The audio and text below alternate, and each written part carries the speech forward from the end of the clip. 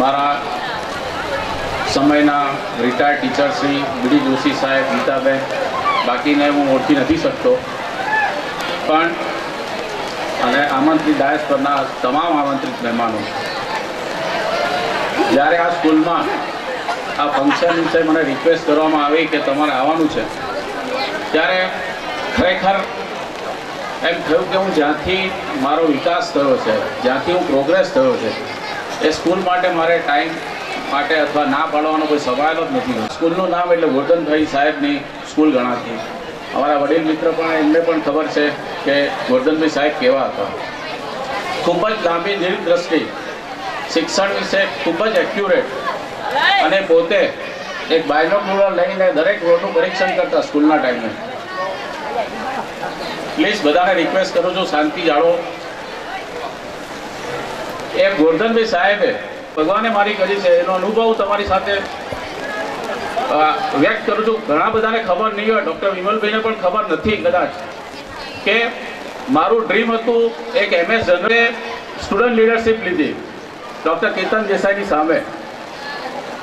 હું 18 વાર MS general સર્જરીમાં first year ન્યૂઝપેપરમાં આવ્યો, ખૂબ તોફાની, પણ કામમાં પર્ટિક્યુલર. કોઈ દિવસ અમારા સર્જિકલ વર્કમાં કોઈ પ્રોબ્લેમ નહોતો. પોલિટિક્સના કારણે હું 1 વાર નહીં, 2 વાર નહીં, 3 વાર એમર્જન્સી જનરલ સર્જરીમાં ફેલ થયો.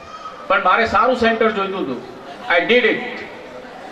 એટલે કહું છું, ક્યારે ફેલ્યોરથી નાસીપાસ ના થતા. ફેલ્યોર જીવનમાં હશે તો જ તમારો વિકાસ થશે. અને જેમ સાહેબે કીધું કે કોઈ પણ વસ્તુનો અંત એ બીજા વસ્તુની શરૂઆત છે. હું મારા જિંદગીની આ સાચી હકીકત કહું છું. આજે હું ગુજરાતમાં મારી નીચે કાર્ડિયોથોરેસિક સર્જનને હું ટ્રેન કરું છું. આઈ એમ ફર્સ્ટ કાર્ડિયોથોરેસિક ટીચર ઇન ગુજરાત, કે જે કોર્સ કરવા માટે હું બોમ્બે જેવા બાળકને હું સ્કૂલમાં મૂકું છું. તો હે ટીચર, રિસ્પેક્ટેડ ટીચર, તું એને આટલી વસ્તુ શીખવાડજે. હું ગુજરાતીમાં ટ્રાન્સલેટ કરું છું, થોડુંક ઇંગ્લિશમાંથી મને થોડુંક તકલીફ પડશે, પણ કે તું એને સફળ નાગરિક બનાવજે. સૌથી પહેલી રિક્વેસ્ટ છે. લોકો વચ્ચે જીવન કાઢજે, પણ દરેક વ્યક્તિ સાચી છે તેવું તું ના સમજ, એવી કેળવણી ના આપતો. સીટો ભરાઈ ગઈ તો દરેક ડોક્ટર, દરેક એન્જિનિયર કે દરેક હાઈ પ્રોફેશનલ એ સફળ છે ના. એમાંથી માત્ર 20% જ 10 વર્ષ પછીથી સોસાયટીને એક્સેપ્ટ કરે છે કે એ સારો માણસ છે. તો મારી તમને એક ઘડતરમાં એક રિક્વેસ્ટ છે કે તમે કોઈ પણ સ્ટેજ હાંસલ કરો, એની સાથે સારો વ્યક્તિ થવા પ્રયત્ન કરો. You follow the normal rule of the society. તમે કોમ્પ્લાયન્ટ બનો, કોઈ પણને મદદ કરવા તૈયાર કરો. સામાન્ય સંસારના નિયમોને તોડો નહીં. તો તમે એક સફળ પ્રોફેશનલ થયા પછી માણસે 10 વર્ષ પછી શું જોઈએ? આજે ડૉક્ટરને શું જોઈએ? અમારે કે વિમલભાઈને શું જોઈએ? ડૉક્ટર તો થઈ ગયા, ડિગ્રી મળી ગઈ, ડૉક્ટર કરીને અમને મૂકી દા સોસાયટીમાં કે જાઓ તમે યુ આર ના શીખી શકશે. જીવનમાં ડિગ્રી મેળવ્યા પછી એક ડિફરન્સ છે સ્ટુડન્ટ લાઈફ અને પ્રેક્ટિકલ લાઈફમાં. થિયોરિટિકલ, ત્યારબાદ પ્રેક્ટિકલ કરવામાં આવે છે. ઇનોવેશન સિવાય ક્યાંય નહીં થાય. કોલમ્બસમાં કરેજ હતી અને ઇનોવેટિવ માઇન્ડ હતું, તેને અમેરિકા ફ્રેન્ડ શોધ્યો.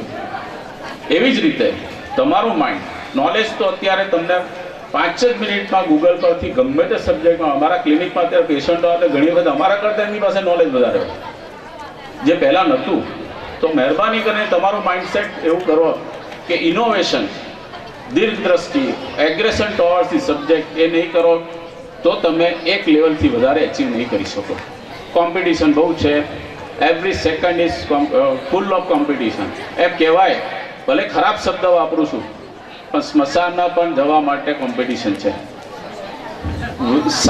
બસ સ્ટેશનથી માંડીને સ્મશાન સુધી પણ તમારે તમારી લાશને બાળવી હોય તો પણ ઘણી વખત વેઇટિંગમાં ઊભું રહેવું પડે છે. તો આપણા માટે સમય બહુ જ કપરો છે.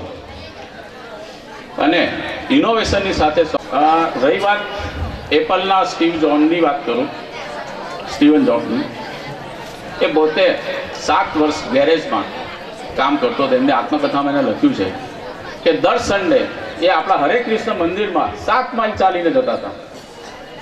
7 માઇલ ચાલીને જ્યારે માણસ 4:30 વાગે જતો હતો ને 6:30 થી 7ની વચ્ચે ભોજનની લાઈનમાં ઊભો રહેતો હતો, આપણું હરે કૃષ્ણ મંદિર જે એસોસિએશન ઇસ્કોન મંદિરમાં એ માણસ જતા હતા, ત્યારે એ ઉઠો જાગો અને ધ્યેય તરફ પ્રગતિ કરો. અને એક રિસ્ક ટેકિંગ એબિલિટી જે જીવનમાં છે કે જે અત્યારે કોઈ કે લેક્ચરમાં મેં કીધું કે હવે દરેક વસ્તુ આપણને પૈસાથી મળે છે, તો આપણે એવી દુનિયા બનાવીએ કે knowledge should be free. Knowledge free હશે, નોલેજના ફાયદા કેટલા થાય છે? નોલેજ હશે તો નોલેજથી તમારામાં પોલાઇટનેસ આવશે, નોલેજથી પોલાઇટનેસથી તમે કરીશ. પર્યાવરણની કોઈ પણ ભોગે રક્ષા કરીશ